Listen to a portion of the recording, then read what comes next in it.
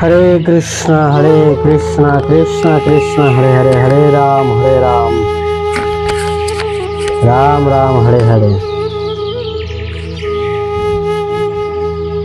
हरे कृष्णा कृष्णा कृष्णा हरे हरे, हरे राम राम राम हरे हरे। हरे कृष्ण। শুভ সকালের শুভেচ্ছা জানিয়ে আশা করি আপনাদের সকলের স্বাস্থ্য, মন এবং সবকিছু যে ভালো আছে।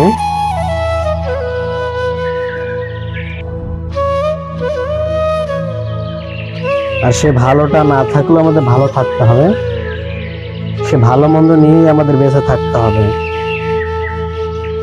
তো আজকে এখানে ভগবদ গীতার নবম অধ্যায় রাজগুজ্জ যোগ 16:4। অনেক সময় জগতের মানুষ ভগবানকে নির্বিশেষ বলে মনে করেন,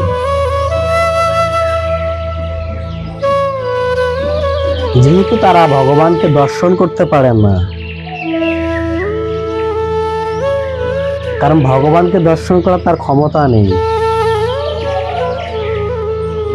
তাই সে ভগবানকে নির্বিশেষ বলে মনে করেন। কিন্তু ভগবান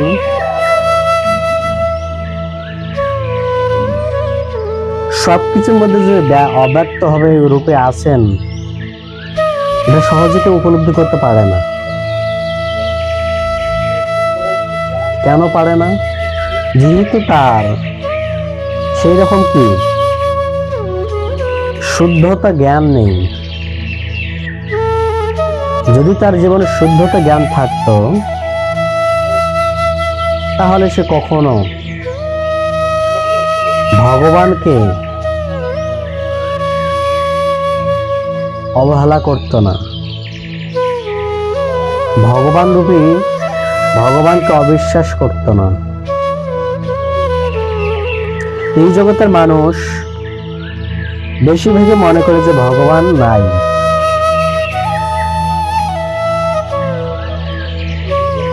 যদি ভগবান থাকতো,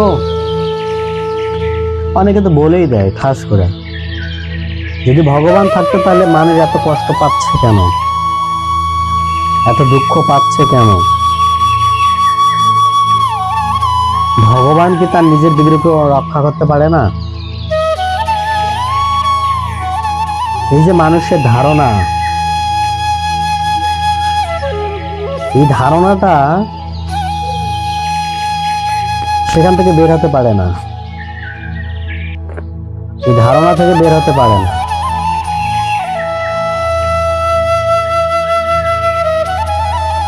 সেই কথা এই নবম অধ্যায় রাজগুজ্জ যোগের 4 নম্বর শ্লোকে বলা হয়েছে। কি বলা হয়েছে?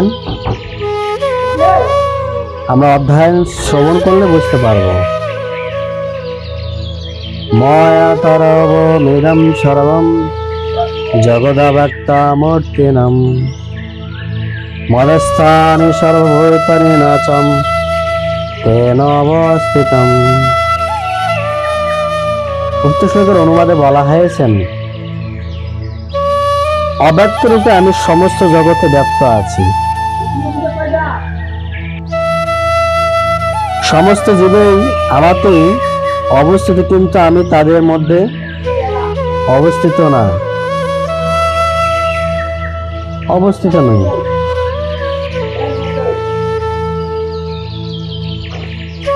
ভগবান সবকিছুর মধ্যে অবস্থিত আছেন অব্যক্ত রূপে,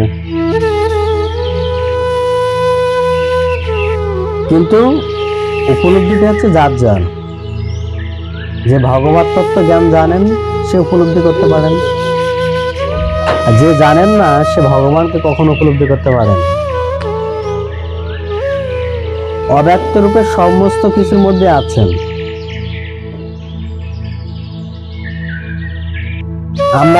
আমাদের দেহের মধ্যে যে ভগবান আছেন আমরা কি করে বিশ্বাস করি? আমি তো কোনোদিন দেখিনি, দেখেছি দেখিনি, তাহলে আমি কি করে বিশ্বাস করি সেখানে ভগবান আছেন? যে যে নামে ডাকি, কেউ আল্লাহ বলতে পারেন, কেউ যে গড বলতে পারেন, আমি তো তাকে কোনোদিন দেখিনি। যদি নাই দেখে থাকি তাহলে কি করে আমি তাকে বিশ্বাস করি?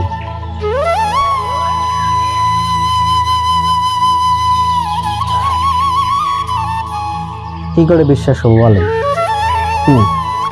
এই জন্য এখানে বলছেন অব্যক্ত রূপে আমি সমস্ত জগতে ব্যপ্ত আছি।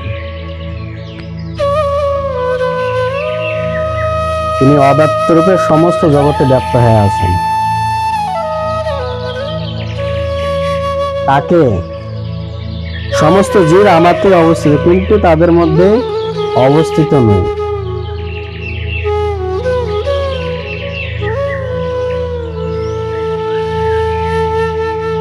সমস্ত জীব তার মধ্যে অবস্থিত, বাট কিন্তু সে কি, সেই জীবের প্রতি ভগবানের কখনো দায়বদ্ধতা নাই। সে কথা এখানে বলছেন শিলা প্রভুপাদ তাৎপর্য বলছেন যে ভক্তিরা সমিতি সঙ্গে গ্রন্থ থেকে একটা স্বরূপ টানছেন। ব্রহ্মসংগীতা থেকে বলা হয়েছেন প্রামাঞ্জন স্বরূপম ভক্তি বিলোচনম শান্ত সদবৈ হৃদয়ম বিলায়কন্তি।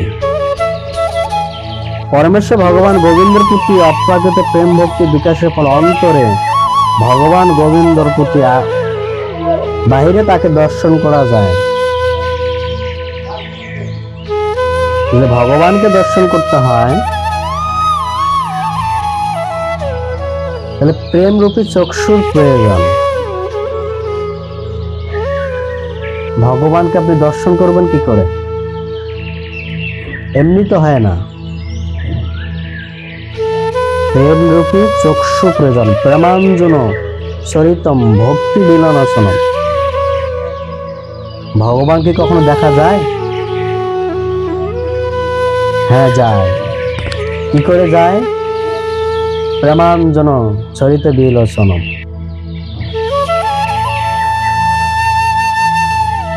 সন্ত সদবৈ প্রেম রূপী চক্ষু প্রয়োজন। এর উদাহরণ আছে, আপনি সূর্যকে কখনো দেখেন নাই, কিন্তু সূর্যের তাপ অনুভব করতেছেন। আপনি যদি সূর্যকে দেখার ট্রাইও করেন, তারপরে কখনো আপনি সূর্যকে দেখতে পারবেন না, কারণ এই জড় চক্ষু দিয়ে আপনি ওই সূর্যকে দেখা আপনার সামর্থ্যের বাইরে।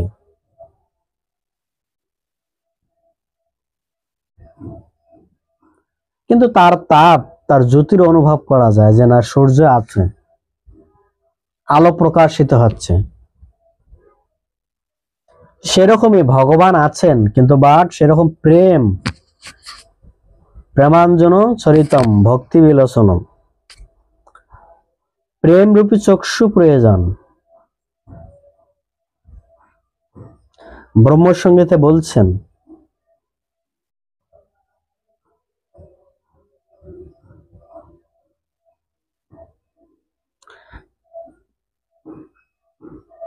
এখানে দৃষ্টান্ত স্বরূপ শিলা প্রভুপাদ বলছেন একজন রাজা একটি সরকার বা প্রশাসনের কর্মকর্তা, প্রশাসন বা তার শক্তি প্রকাশ। বিভিন্ন প্রশাসনিক বিভাগগুলো তার বিভিন্ন শক্তি, প্রতিটি বিভাগে তার ক্ষমতা আশ্রয়াধীন। তবুও তিনি স্বয়ং প্রতিটি বিভাগে ব্যক্তিগত বর্তমান থাকেন না। ভগবান প্রত্যেকটি বিভাগে আছেন, প্রত্যেকটি বিভাগ তার শক্তি, কিন্তু তিনি সেই বিভাগে স্বয়ং থাকেন না। কে থাকেন? তার কোন প্রতিনিধি থাকে। প্রতিনিধিকে, যেমন এই ব্রহ্মাণ্ড, একটা ব্রহ্মাণ্ডে একটা দায়িত্ব দেওয়া আছে। স্বর্গ, মর্ত, পাতাল, ব্রহ্মলোক, ইন্দ্রলোক, 7টা লোক আছে এই পৃথিবীতে। 7টা, 14টা নিচে 7টা উপরে 7টা, 14টা ভুবন নিয়ে একটি ব্রহ্মাণ্ড।